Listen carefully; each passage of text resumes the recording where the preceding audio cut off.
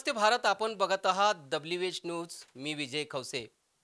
आज माझ्यासोबत महाराष्ट्रातली ख्यातनाम व्यक्ती आहे. महाराष्ट्राच्या पुरोगामी इतिहासातील व चळवळीतील गाजलेलं एक नाव आहे. ते नाव म्हणजे मामा देशमुख. मामा देशमुख सरांचे अनेक साहित्य प्रकाशित झालेले आहेत. त्यामधील काही साहित्य मी तुम्हाला सांगतो आहे. अभिरूप, अभ्यास कसा करावा, जय जिजाऊ, प्राचीन भारताचा इतिहास, बहुजन समाज आणि परिवर्तन, बौद्ध धम्म आणि शिवधर्म, भांडारकर झाकी है शनिवारवाडा बाकी है, मध्ययुगीन भारताचा इतिहास. मध्ययुगीन भारताचा इतिहास हे एक विशेष ग्रंथ देशमुख सरांचा एक गाजलेला ग्रंथ आहे आणि महाराष्ट्र शासनाने या ग्रंथावर बंदीसुद्धा आणलेली होती. पण मात्र त्यांनी हायकोर्टात लढा देत ती बंदी उठवली आणि याच सगळ्या विषयावर आज आम्ही प्रसिद्ध इतिहासकार मामा देशमुख सर यांच्यासोबत चर्चा करणार आहोत. देशमुख सर, तुमचं स्वागत WH न्यूजवर. जय भारत. जय भारत. जय भारत. जय भारत. काय सांगाल, एक तुमचा जो ग्रंथ आहे मध्ययुगीन भारतातील, तो ग्रंथ, त्या ग्रंथावर बंदी आली होती, म्हणजे असं काय आहे त्या ग्रंथामध्ये? मध्ययुगीन भारताचा इतिहास हा माझा दुसरा ग्रंथ. प्राचीन भारताचा इतिहास हा पहिला ग्रंथ. आणि प्राचीन भारताचा इतिहास प्रकाशित होऊ नये यासाठी सुद्धा विरोधकांनी प्रयत्न केलेत. विरोधक आमच्या कॉलेजचेच होते. आणि नंतर मध्ययुगीन भारताचा इतिहास प्रकाशित झाला 68मध्ये, 1968मध्ये. तर त्या ग्रंथावर भयंकर वादळ उठलं. सावरकरांच्या पुतण्यानं ग्रंथाच्या पुस्तकाच्या होळ्या केल्या आणि अत्तेपासून तर शंकराचार्याच्या मोठ्या भावाबद्दल सगळे ब्राह्मण, भट्ट ब्राह्मण माझ्याविरुद्ध खवळले. एकही मोठा ब्राह्मण असा शिल्लक राहिला की ज्याने मला सिलेक्टेड शिव्या नाही दिल्या. अशा तऱ्हेनं माझी प्रेतयात्रा काढली. प्रेतयात्रेमध्ये ज्या मार्गाने प्रेतयात्रा जाणार होती त्या मार्गावर RSS वाले प्रेतयात्रा पाहण्यासाठी जमले होते. पण त्यांना माझी प्रेमयात्रा दिसली. लोकांचं प्रेम तुम्हाला मिळालं? हो, लोकांचं प्रेम आणि बौद्धांचं प्रेम विशेषतः. अच्छा, बौद्धांचं विशेषतः प्रेम मिळालं. हो. म्हणजे असं काय नेमकं त्या ग्रंथामध्ये तुम्ही लिहिलं होतं की ज्याच्यावरून सगळा हा वादंग म्हणजे उठला होता आणि पुस्तकावर बंदी आणली होती शासनानं? काय असं थोडंसं वाक्य? खरं म्हणजे कुणब्याने इतिहास लिहिला हे त्यांना पावलं नाही. अच्छा. त्यांची मक्तेदारी मी संपवली आणि माझे पुस्तकं खपत होते आणि आजही खपतात. 10 लाखाच्या वर आज विक्री झालेली पुस्तकाची. तर अशा तऱ्हेनं आणि त्यांनी दाबून धरलेला जो इतिहास होता तो किंचितसा उजेडात आणला मी, किंचितसा. तर त्यांना पावलं नाही ते. हां. आणि विशेषतः मुसलमानांबद्दल भारताचा शत्रू चीन 3 नंबरचा शत्रू असेल, पाकिस्तान 2 नंबरचा शत्रू असेल, पण येथील बहुजनांचा शत्रू 1 नंबरचा शत्रू येथील भट्ट ब्राह्मण आहे. आणि हे पावलं नाही. इतिहासात बऱ्याचशा गोष्टी दाबून धरल्यात त्यांनी आणि अनुलेखित केल्या आणि लहानसहान गोष्टींना आणि लहानसहान व्यक्तींना प्रोत्साहन दिलं. नाही, थेट तुम्ही डायरेक्ट त्यांच्यावरच वार केलेला आहे. त्याचे मग काही असे ऐतिहासिक पुरावे सुद्धा तुमच्याकडे असतीलच जेव्हा तुम्ही त्यामध्ये लिहिलं आहे, बोलताय तर. त्यांच्यावर वार नाही केला मी. विचारलं वार बरं. वार केला असता तर वेगळं झालं असतं. हं, हं. पण बहुजन समाजाचं अजून वैचारिक जागृतीचं वय कमी आहे. हं, हं. अच्छा, त्यामुळे बरोबर. वैचारिक जागृती बहुजन समाजात नाही आणि त्यामुळे अंधश्रद्धा खूप आहेत. हं. आजही बहुजन समाजामध्ये अंधश्रद्धा मोठ्या प्रमाणात आहे. आजही वाढत आहेत त्या. हं. आणि कुंभमेळ्याचं त्याचं प्रतीक आहे. हं, हं. आणि बहुजन महापुरुषांना देव बनवायचं, हं. आणि संपवायचं, संपवायचं, विचार संपवायचा. विचार संपवायचा. फुले, शाहू फुले, आंबेडकर, शिवाजी महाराज हे व्यक्ती नाही राहिलेत आता. हे विचार झाले आहेत. बिलकुल. आणि त्यांचा विचार एक दोन शब्दात सांगितला मी, की अन्यायाविरुद्ध संघर्ष. बिलकुल. अ, तर त्यांचा विचार हा विचार दाबून धरून हिंदू हिंदू करून, हिंदू शब्दाचा अर्थही वेगळाच आहे. काय अर्थ आहे हिंदू शब्दाचा? हिंदू शब्दाचा अर्थ इंडस म्हणून हिंदू शब्द आलेला आहे. हिंदू हा प्रदेशवाचक शब्द आहे. अच्छा. जुन्या वाङ्मयात साहित्यात हिंदू शब्द नाही. आणि हिंदू शब्दाचा अर्थ यांनी प्रदेशवाचक असला तरी हिंदू म्हणजे दुही, उलटा केला म्हणजे ती दुही. दुही माजवणं, बहुजन समाजात दुही माजवणं अशा तऱ्हेचं आहे त्यांचं प्रयत्न. त्यांचं अभियानच आहे असं. आणि याच्यापासून सगळे ब्राह्मण, भट ब्राह्मण सामील झालेले आहेत. तर अशा रीतीनं आहे. अच्छा, बरं. ठीक आहे. आणखी सर एक आणखी दुसरा प्रश्न. तुम्ही बौद्ध धम्म आणि शिवधर्म हे सुद्धा ग्रंथ लिहिलेला आहे, पुस्तक लिहिलेलं आहे. पण आपण आता बघतो आहे की बौद्ध धर्म एक आपल्या विचारानं चालते आणि शिवधर्म अजूनपर्यंत काही सामोर कसा आलेला नाही आहे. ते हिंदू धर्म म्हणूनच आजपर्यंत सगळे जगतात. धर्म नाही, धम्म धम्म धम्म आहे. धम्म. धम्म आणि धर्ममध्ये फरक आहे. धर्म हा मेल्यानंतर तुम्हाला मोक्ष कसा मिळेल हे सांगतो, स्वर्ग मिळेल हे सांगतो. आणि धम्म चालू जीवनातच चिंतेतून मुक्त होणे हे सांगतो. आणि धम्म सदाचाराने वागलं तर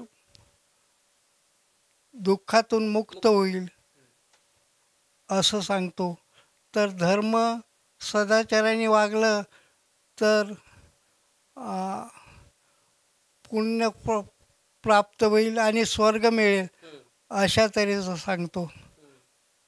तर असा फरक आहे.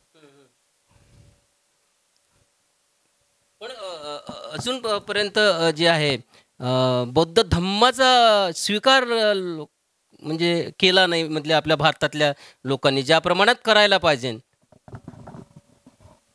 बौद्ध धम्म रक्तात मोरलेला आहे भारतीयांच्या. आणि बौद्ध धम्माचं मिटवू शकत नाही, परंतु विकृतीकरण त्यांनी केलेलं आहे. विकृतीकरण केलं आहे आणि पूर्ण समाज अंधश्रद्धाळू बनवलेला आहे. तर हे असं आहे. पूर्वी पूर्वी 2500 वर्षाचा जर विचार केला तर या भारतातले सगळे लोक काय मग बौद्ध धर्मीयच होते काय? मग 2500 वर्षाचा विचार केला तर 2500 वर्षापूर्वी भारताची लोकसंख्या आणि साधनसामुग्री याच्यामध्ये फरक होता. जमीन अस्मानचं अंतर झालेलं आहे. पूर्वी 10 वर्षात जेवढे शोध लागत नव्हते आता 10 मिनिटात लागतात. हं. तर असा फरक झालेला आहे. आणि आपण पूर्वीसारखंच होतं असं समजून चालतो. कारण एक प्रश्न तुम्ही विचारला आहे की शिवधर्म शिवधर्म. हं. शिवधर्माविषयी एक बाल्यावस्थेत आहे तो. अच्छा. हं. आणि एक लक्षात ठेवा की ह्या समाजाचं वय वाढवण्याचा प्रयत्न शिवधर्मात आहेत. हं. वैचारिक जागृतीचं वय. पण बौद्ध धर्म आणि शिवधर्म याच्यामध्ये मार्ग वेगळे असले पोचण्याचे तरी स्टेशन एकच आहे. अच्छा. स्टेशन एकच आहे. विचार पण मग एकच. विचार बौद्ध धर्माचे विचार प्रगत आहेत. अजून बाल्यावस्थेत असलेला शिवधर्म तो त्या दिशेनं वाटचाल करीत आहे. हं. काय आणखी मग असं कित्येक वर्ष लागतील धर्माला वाढायसाठी? शिवधर्म जसे जसे शोध लागतील हं, हं. तसे तसे धर्म पण सर काय वाटतं तुम्हाला आत्ताची सध्याची जर परिस्थिती आपल्या देशातली बघितली तर खरोखर शिवधर्म वाढू देतील असं वाटतंय? कोणताच धर्म त्यांना नको आहे. त्यांना वैदिक धर्म पाहिजे. हं. चातुर्वर्ण्य प्रणीत वैदिक धर्म. आणि म्हणून ते स्त्रियांना आणि कमी लेखतात. ब्राह्मण स्त्रियांना सुद्धा कमी लेखतात. ब्राह्मण स्त्रियांनाही RSS जे आहे हं. तर राष्ट्रीय स्वयंसेवक संघ आहे. हं. आणि स्त्रियांसाठी पुरुषांसाठी राष्ट्रीय स्वयंसेवक संघ आहे. आणि पुरुषांसाठी स्त्रियांसाठी राष्ट्रसेविता संघ आहे. हं. म्हणजे RSS असलं तरी सेविका आहे इकडे आणि तिकडे स्वयंसेवक आहे. म्हणजे स्वेच्छेनं पुरुषांनी स्वेच्छेने आलेला संघ आहे. आणि स्त्रियांचा स्वेच्छेनं शब्द काढून लागला राष्ट्रीय सेविका संघ आहे. अच्छा. हं. म्हणजे सेवा करणारा संघ. हो. काय वाटते मग तुम्हाला? काही अशी आणखी भीती आहे की पुन्हा जे मनूचं राज्य आहे ते येण्याची भीती आहे पुन्हा? मनुस्मृती जे बाबासाहेब आंबेडकरांनी जाळली. मनुवाद हा वैचारिक दृष्टीनं विचार केला हं. तर उच्च नीचता हं. म्हणजे मनुवाद. मनुवाद. तर उच्च नीचता मनातून केली पाहिजे. हं, हं, हं. आणि ती आज प्रत्येक जातीच्या मनात आहे. जाती पोटजाती अशा आहेत. आणि जसं जसं शिक्षण वाढेल हं, हं. हजारो विद्यार्थी विद्यार्थी विदेशात जाऊन शिक्षण घेतात. विदेशात नोकऱ्या करतात. विदेशात जाऊन नोकऱ्या करतात. माझं दुबईला भाषण झालं तर दुबईच्या शिवजयंती झाली. दुबईमध्ये. हो. म्हणजे मुसलमान देशात शिवजयंती. हं, हं. आणि तिथे त्यांच्या 73 देशात संघटना आहेत.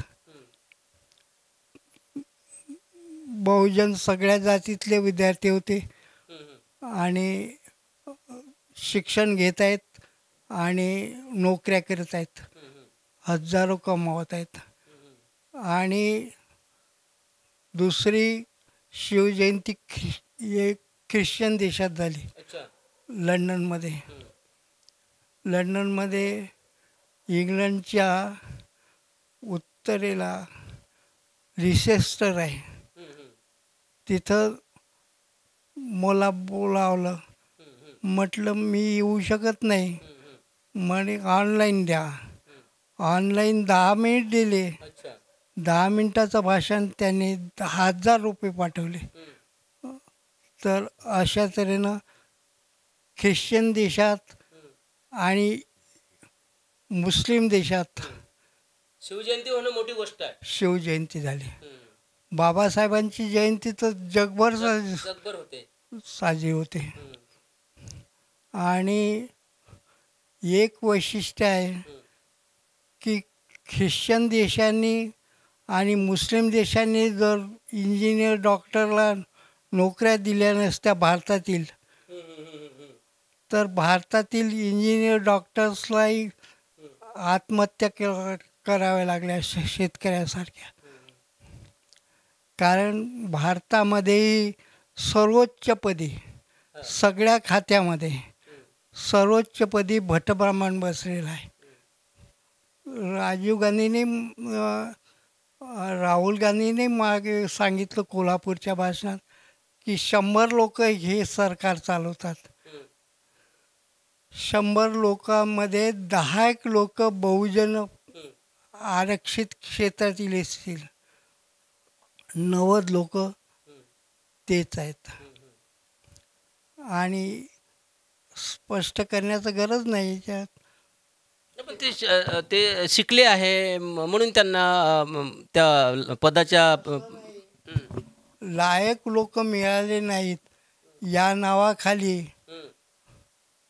विरोध त्यांची अपॉइंटमेंट होते. पण लोकसभेमध्ये आपले SC STचे पण खासदार जवळपास 150 जवळपास आहेत. ते मग आहेत. ते भटाळलेले आहेत. आणि त्यांना बहुजनातली नोकरीवर असले, मोक्याच्या जागेवर असले तरी भटाळलेला असला तरच त्यांना चान्स, संधी मिळतो. आता सर नक्कीच आता 19 तारखेला छत्रपती शिवाजी महाराजांची जयंती आहे आणि मोठ्या उत्साहात सुद्धा साजरी होणार आहे. आणि त्यावरच तुम्ही शिवराज्य म्हणून हे एक सुद्धा ग्रंथ तुम्ही लिहिलाच आहे, शिवराज्य. या शिवराज्य ग्रंथाच्या विषयी काय सांगणार? आम्ही वाचले आहे की शिवाजी महाराजांना, छत्रपती शिवाजी महाराजांचा राज्याभिषेक होऊ दिला नाही, स्वतः गागा भटांना बोलावून करावं लागलं. या संदर्भात तुमचं काय मत राहील? शिवाजी महाराजांचा राज्याभिषेक होऊ न देण्याचे कोणाची बापाची छाती नव्हती, पण विरोध होता. आणि त्यामध्ये शिवाजी महाराजांची आज जी माहिती देतात ती माहिती चुकीची आहे. कारण उपलब्ध पुस्तकं, खरी माहिती देणारे पुस्तकं मिळतच नाही. वाटतं तुम्हाला आतापर्यंत जी माहिती दिली महाराजांच्या विषयी, छत्रपती शिवाजी महाराजांच्या विषयी, हे चुकीची माहिती दिली? हो, चुकीची माहिती दिली. आत्ता माझ्याजवळ सदाचारी औरंगजेब आहे. औरंगजेबाला एवढं बदनाम केलं की एकमेव शत्रू मराठ्यांचा कोणी असेल तर मुसलमान. हे शिवाजी महाराजांच्या फौजमध्ये मुसलमान सुद्धा होते. मुसलमान होते, अंगरक्षक होते. त्यांचे आरमार औरंगजेबाने उभं करून दिलं शिवाजी महाराज. हे सांगत नाहीत. आणि उलटा सुलटा खोटं लबाड असं. आणि युरोपियन प्रवाशांनी सांगितलं की भटब्राह्मण हे लबाड आहेत, लबाड आहेत. तर असं लबाड खोटा इतिहास, लहानसहान चकमकी मोठी लढाई झाली असं दाखवतात. इव्हन पानिपतच्या 3ऱ्या लढाईत तोफखाना प्रमुख पेशवाचा कोण होता? इब्राहिम खान होता, मुसलमान होता. किती नावं होते मुसलमानांचे आता सांगा सांगा ना तुम्ही, म्हणजे महाराजांच्या सोबत लढाईत किती मुसलमानाचे नावं सांगा ना. 20% मुसलमान होते हम्म, जवळपास. हम्म, हम्म. आणि महाराजांचं नाव आता सदाचारी औरंगजेब हा हा हे पुस्तक याच्यामध्ये हा, घेतो मी घेतो थांबा. हो. हा हा हे सदाचारी, हा हे हा सदाचारी औरंगजेब, हो. हे एक पुस्तक सरांचं एक प्रकाशित झालेलं आहे. नक्की तुम्ही सुद्धा वाचा. हे सदाचारी औरंगजेब म्हणून एक पुस्तक प्रकाशित झालेलं आहे. याच्यामध्ये सविस्तर सरांनी लिहिलेलंच आहे. हां सांगा सर. सदाचारी औरंगजेबामध्ये हम्म, शिवाजी महाराज आणि संभाजी महाराज हम्म, हम्म, यांचा खोटा इतिहास हम्म. कसा लिहिला अच्छा. हे बेंद्रेचं, वासी बेंद्रेचं पुस्तक आधार घेऊन हम्म, मी लिहिलेलं आहे. हम्म, हम्म, इवन कशा खोट्या गोष्टी होत्या, सुरत, आग्र्यावरून सुटका वगैरे. आग्र्यावरून सुटका सुद्धा आता एक मध्यंतरी एक बयान दिले, एक सोलापूरकर आहे त्यांनी सुद्धा, की शिवाजी महाराज जे आग्र्याच्या वरून माकोडे आहेत हा, सोलापूरकर. हम्म, इतिहासाचं काय समजतं त्यांना? हम्म, इतिहासावर मलाच तर इतिहासाचं मागच्या वर्षी स्ट्राईक झालं की औरंगजेब हा सदाचारी होता आणि औरंगजेबाचा शत्रू शिवाजी औरंगजेबाचा शत्रू नव्हता, संभाजीचा शत्रू नव्हता. आणि त्याच्याबद्दल सिद्ध केलं आहे मी हम्म, पुस्तकामध्ये. हम्म. त्याचे काही पुरावे जोडले. हो, पुरावेच जोडलेत हम्म, आणि तेच त्यांना नको आहेत, हम्म, असं आहे. हम्म, हम्म, हम्म, हम्म. हं. अच्छा अच्छा. आणखी एक प्रश्न करतो सर. मराठा कुणबी समाजाची दशा आणि दिशा सुद्धा तुम्ही पुस्तक लिहिलेलं आहे.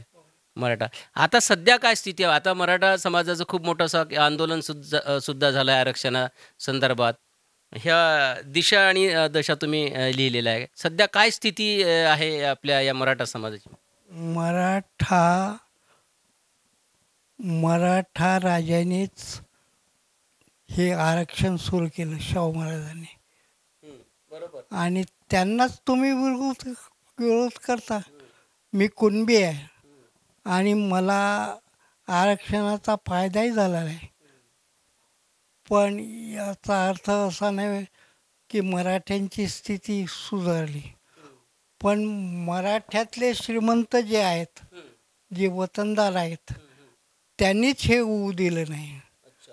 मराठा समाज अतिशय गरीब आहे. आणि पंजाबराव देशमुखांनी अध्यक्षतेखाली मराठ्यांची परिषद झाली तेव्हा जत आणि सोंडूरच्या राजांनी विरोध केला, मराठा समाजाला आरक्षण नको. तेव्हा भडकले पंजाबराव भडकले. पंजाबरावांचं नाव तुम्हालाही माहीत असेल की घटनेमध्ये आठवा 7 सदस्य होते म्हणून 8वा नंबर घटना निर्मितीसाठी जे सदस्य होते त्याच्यात भाऊसाहेबांचा लागत होता पंजाबराव. हां, पण ते लागलं नाही. डॉक्टर बाबासाहेबांच्या पक्षात पंजाबराव होते. हं. आणि हे वैमनस्य यावे अशा अफवा पसरवतात ते. पण आजही मराठा समाजामध्ये गरीब लोक आहेत, त्यांना सुद्धा आरक्षणाची म्हणजे खूप गरज आहे. मी सांगत होतो की पंजाबरावांचं जेव्हा परिषद झाली, सोंडूरनं जतच्या राजाने जेव्हा आरक्षणाला विरोध केला तेव्हा भडकले पंजाबराव म्हणाले, तुमची जात मराठ्यांची नाही, तुमची जात राजे महाराजाची आहे. मराठा समाज अतिशय गरीब आहे आणि त्याला आरक्षणाची गरज आहे. 340वा कलम पंजाबरावांच्या आग्रहामुळे आलं, पण ते होऊ दिलं नाही. आणि आता अनेक राजकारणी अनेक राजकारणी हा. आणि श्रीमंत लोक गरिबांना पुढे येऊ देत नाहीत. गरिबांना आणखी गरीब करण्याचं त्यांचं. प्रत्येक जातीत आहे, प्रत्येक जातीत आहे की अशी जात दाखवा. त्यामध्ये गरीब कोणी नाही. नाही नाही, अशी जात दाखवा की जी खालच्या जातीला आपल्या बरोबरीचं समजत नाही. बरोबर. कोणतीही जात महाराष्ट्रात तशी नाही, आपल्या बरोबरीचं समजत नाही. प्रत्येक जातीत लोक आहेत तसे, भरपूर लोक आहेत. बौद्धांमध्येही लोक आहेत, मराठ्यांमध्येही लोक आहेत. पण जातची जात. आणि एक लक्षात ठेवा की ईश्वर बनवणं, जय भीम म्हणतो आणि आपण जय भीम म्हणण्यात गौरव आहे बाबासाहेबांचा की जय भारत म्हणण्यात गौरव आहे? जय भारत म्हणण्यात. तुम्हाला माहीत आहे, जय Bharat, India that is Bharat. Babasaheb आंबेडकरांनी सुद्धा म्हटलं होतं की मी प्रथम भारतीय आणि अंततः भारतीय. माझ्या पुस्तकात लिहिलेलं आहे ते. पण विभूती पूजा नको, कारण विभूती पूजा जाईल केव्हा जाईल? शिक्षणाने जाईल. शिक्षण नाही, आपल्या देशात अजूनही जागृती नाही. आणि सगळे प्रसारमाध्यम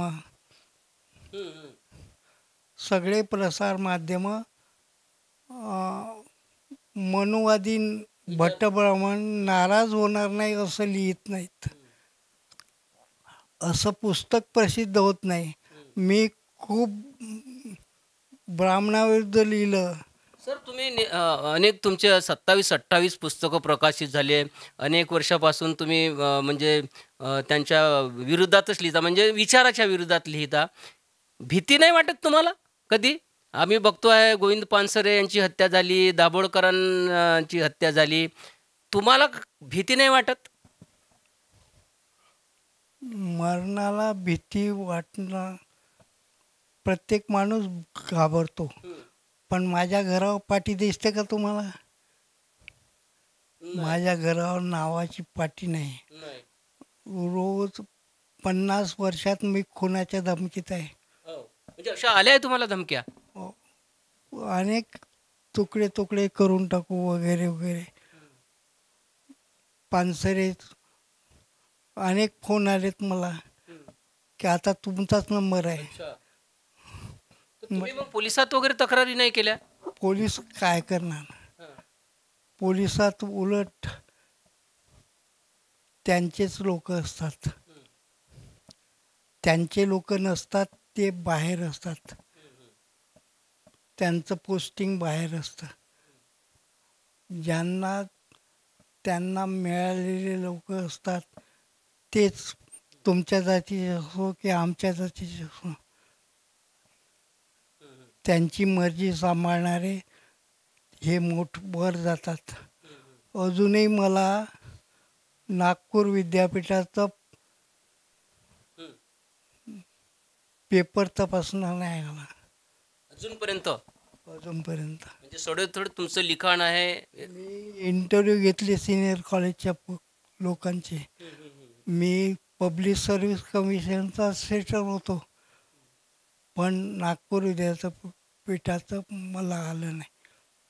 तर हे असं कटकारस्थान चालू आहे. तरी पण तुम्ही घाबरले नाही आणि आपले जे विचार आहेत ते लोकांपर्यंत पोहोचवण्याचं काम तुमचं सतत आजही चालू आहे. जवळपास तुमचं 82-83 वर्ष वय आहे. 89 वय आहे तुमचं. हो. तर घाबरायचं काय कारण? मरायचं तर कोणालाही आहे. आणि हे बोनस लाईफ आहे. बिलकुल. तर असं आहे. तरी पण सर एक मला एक शोकांतिका वाटते का तुम्ही एवढं मोठं जे लिखाण केलं हे केवळ तुमच्या स्वतःसाठी तुम्ही लिहिलेलं नाही आहे, तर ही समाजासाठी तुम्ही लिहिलेलं आहे, की आपल्या या लिखाणामधून समाजाने बोध घेतला पाहिजे आणि जे काही स्थिती सध्या आहे त्याच्यावर समाजाने मात केली पाहिजे. पण असं होताना दिसत नाही. समाजानं म्हणजे पुस्तकं वाचले असून सुद्धा समाज अजूनही अंधश्रद्धेकडे जात आहे. याबद्दल तुम्ही समाजांना काय सांगाल? समाज हळूहळू तयार होतो. बिलकुल. कारण समाजाची प्रगती होण्यासाठी जसं कुटुंब नियोजन, तर मुलं बाळं देवाची देणगी म्हणून प्रसार केला. प्रसार केला. बरोबर आहे. हं. हं. आणि आज आदिवासींपर्यंत कुटुंब नियोजन करतात. एक मुलगी असो मुलगी मुलगी झाली तरी एका मुलीवरच निभावतात. नाही तर मुलगा होईपर्यंत उद्योग चालू असत. असं असते. कॉम्प्युटर बाबासाहेबांच्या वेळी मोबाईल मोबाईल कॉम्प्युटर साधनं नव्हते. त्याला विरोध केला. प्रत्येक सुधारणेला विरोध, बहुजनांची प्रगती होणार नाही बरोबर आहे. अशा तऱ्हेचा विरोध त्यांचा असतो. हं. काय सांगाल आता एक शेवटचा संदेश तुमच्या आमच्या WH न्यूजच्या माध्यमातून समाजाला, की आता येणारा काळ जो आहे हा सगळं म्हणजे डिजिटल युग आहे. मुलं जे आहे सगळे मोबाईलवर राहतात. पुस्तकाचं वाचन खूप कमी करतात. अशा वेळेस महामानवांचे विचार जे आहे घराघरापर्यंत पोहोचले पाहिजे. युवकांना काय सांगाल? तुम्ही तर आता वृद्ध आहे. तुमची आजही जिद्द तेच आहे. आम्ही बघतो आहे तुमची आम्ही जिद्द.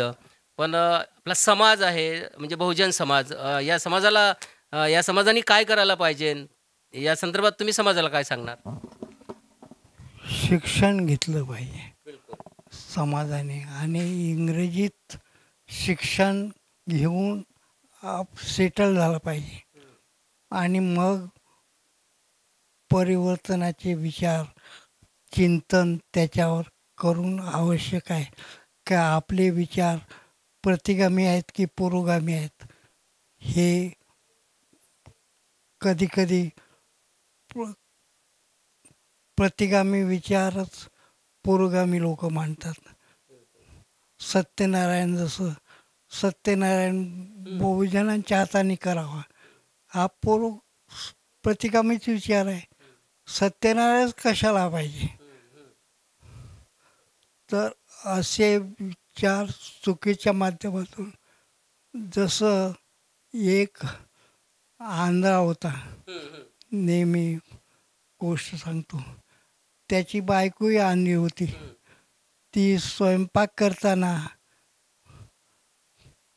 ती भाकरी टाकत असे आणि कुत्रं पळवून नेत असे. त्या आंधळ्याने एक युक्ती केली की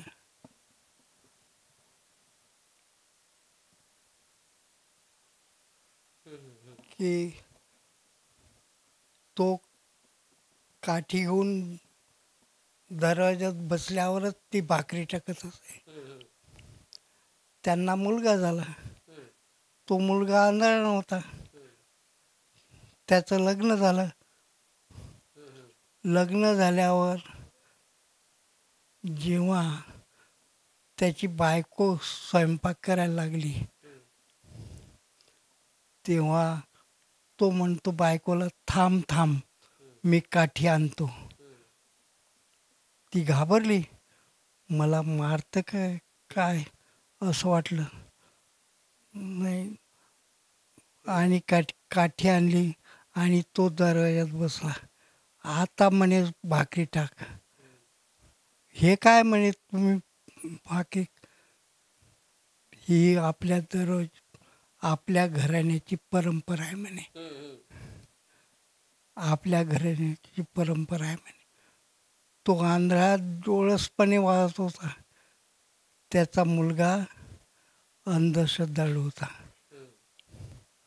असं इलेक्ट्रिक दिवे आलेत. दिवे आल्यावर तेलाचे दिवे काय गरज आहे? बिलकुल. पण लोक आजही लावतात. आजही लावतात आणि पुरोगामी म्हणणारेही लावतात. हम्म. तर असं कळत नकळत मनोवाद आहे. हम्म. कळत न कळत म्हणून. हो. आणि शिवाजी महाराजांनी मनुवादी कापले. हम्म. संभाजी महाराजांनी मनुवादी कापले. हम्म. ब्राह्मण कापलेत. हम्म. 81 1680 मध्ये 81 मध्ये त्यांना संभाजीला विष देऊन मारण्याचा कट झाला, पण तो उघडकीस आला आणि त्यांनी ब्राह्मण कापले. आणि संभाजीची पण हत्या झाली ना. संभाजीची हत्या भट्ट ब्राह्मणानेच केली. हालर करून मारलं त्यांना आणि शिवाजीची हत्या त्यांनीच केली भट्ट ब्राह्मणे.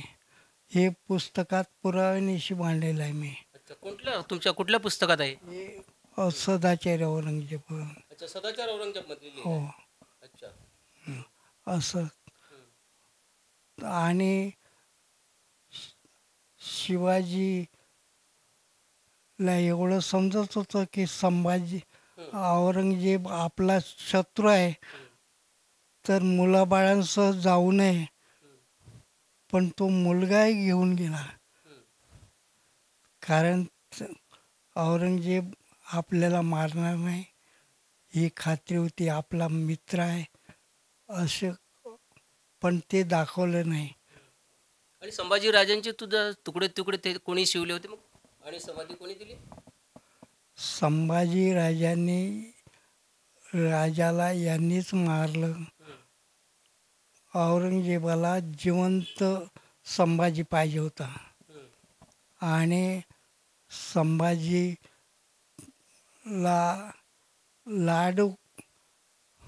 लाडात वाढवलं होतं औरंगजेबाने आणि त्याच्या मुलालाही वाढवलं. संभाजीच्या मुलाला शाहूला लाडात वाढवलं, हे दिलं आहे पुस्तकात. आणि संभाजीच्या हाती दक्षिणेतला कारभार सोपवू नये औरंगजेब, म्हणून संभाजीला भट्ट ब्राह्मणांनी ठार केलं, हालार करून ठार केलं. हे मांडलेलं आहे मी. बोडो बुद्रुकमध्ये संभाजीची जी समाधी दिली ते कोण लावली? बोडू बुद्रुकमध्ये संभाजीचे गायकवाड ते आले होते माझ्याकडे. गायकवाड? हो. ते मरण पावले. वडू बुद्रुकमध्ये संभाजीची समाधी जे तुकडे करून हो ते शिवले महारांनी. आणि त्यावेळी सावकार भटांनीच मारलं होतं ना. असं कुठे नाही, हाल करून मारलं. आणि शेवटी सुद्धा ते जेव्हा तुकडे गोळा करायला लागले तर बामण ब्राह्मणाचा भट्ट ब्राह्मणांचा दुसरा धंदा सावकारी होता.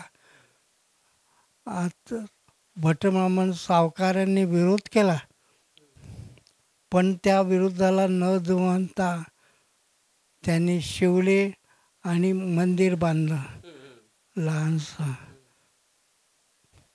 ते मी पाहिलं वडू बुद्रुकला. हो. मी पण गेलो होतो तिथे सर. हो.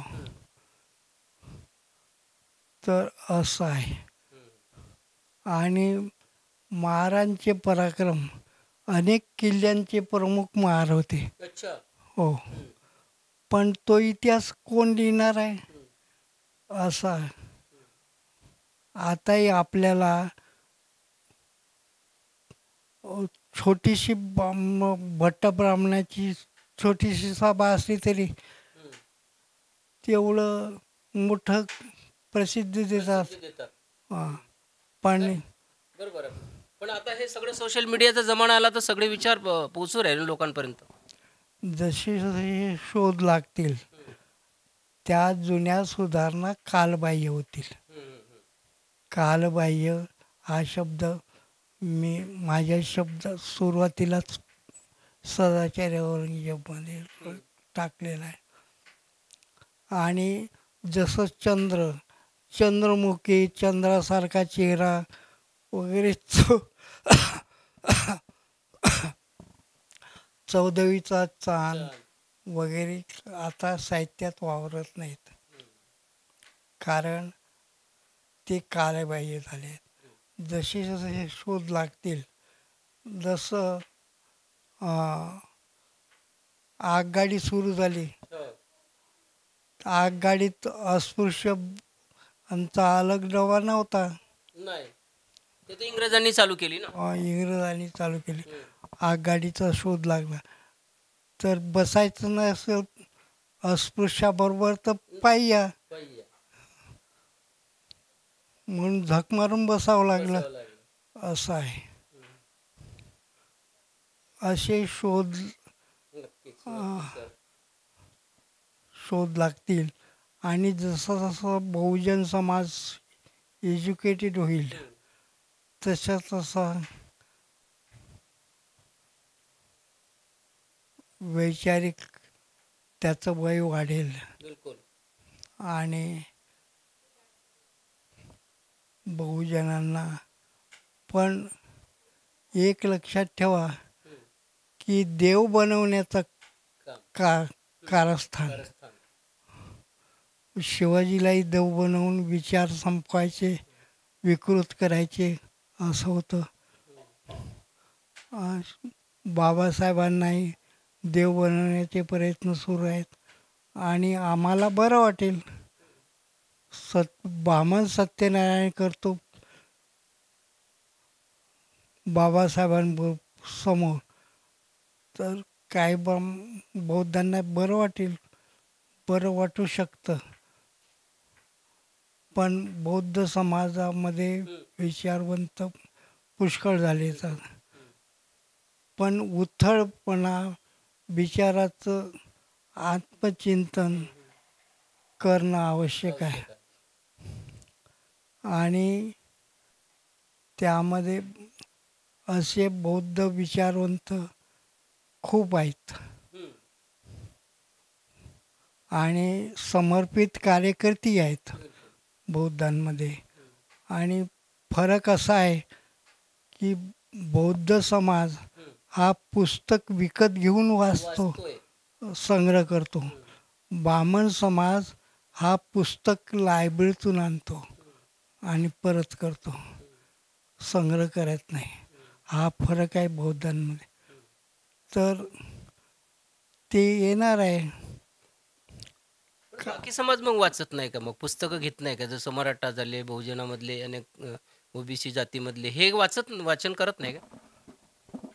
वाचन याच्यामध्ये करतो पण प्रमाण कमी आहे. कमी आहे. प्रमाण वाढायला पाहिजे.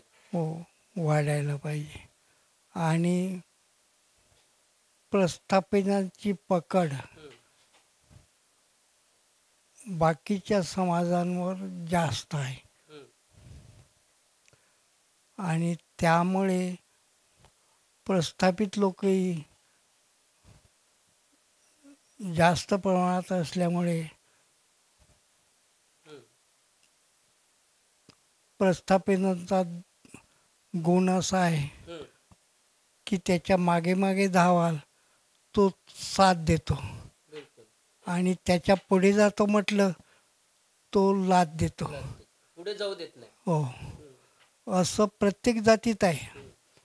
कोणतीही जाती आपला अपवाद नाही, पण अपवाद असलेले लोक बौद्धांमध्ये प्रत्येक जातीमध्ये आहेत. हे लक्षात ठेवण्यालायक आहे आणि बिघडवण्याचं बाबासाहेब आंबेडकरांनी तर सर असा कधीच विचार केलेला नाही. सगळ्या जाती धर्माचा पंथाचा सगळ्यांचा विचार केला. साहेबांना जातीचा त्रास झाला नाही असं नाही. झाला त्रास. हां पण जेव्हा त्यांनी संविधान लिहिलं त्या संविधानामध्ये कोणाबद्दल त्यांनी आकष ठेवला नाही.